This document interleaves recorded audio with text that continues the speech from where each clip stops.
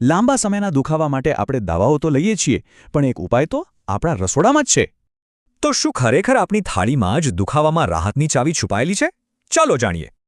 આ વિચાર જ આપણી દુખાવાને બળતરાને જોવાની દ્રષ્ટિ બદલી શકે છે.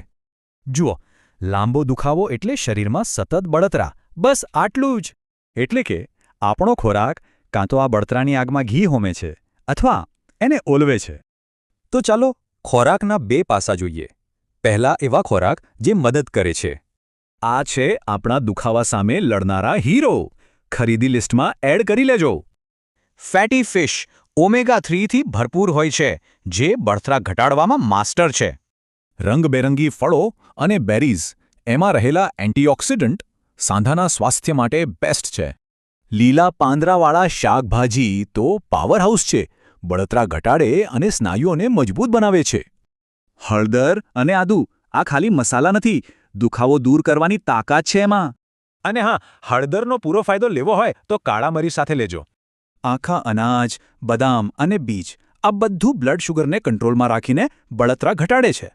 હવે વાત કરીએ વિલનની, એટલે કે એવા ખોરાકની જે દુખાવો વધારે છે. વધારે પડતી ખાંડ, પછી એ સોડા હોય કે મીઠાઈ, બળતરાને સીધું આમંત્રણ આપે છે. પ્રોસેસ્ડ મીટમાં વપરાતા પ્રિઝર્વેટિવ્સ પણ શરીરમાં બળતરાને વધારી શકે છે. તળેલી વસ્તુઓ અને સફેદ બ્રેડ જેવી વસ્તુઓ બ્લડ શુગર વધારીને બળતરાને પ્રોત્સાહન આપે છે. ચિંતા ના કરો, બધું એકસાથે બદલવાની જરૂર નથી. નાના ફેરફાર પણ ઘણું કામ કરશે. આ 3 સરળ આદતો તમારા દુખાવાને મેનેજ કરવામાં ઘણી મદદ કરી શકે છે. યાદ રાખો, ખોરાક ફક્ત પેટ ભરવા માટે નથી, એ દવા પણ છે. તો હવેથી કંઈ પણ ખાતા પહેલા એક સવાલ પૂછજો: આ મને મદદ કરશે કે નુકસાન?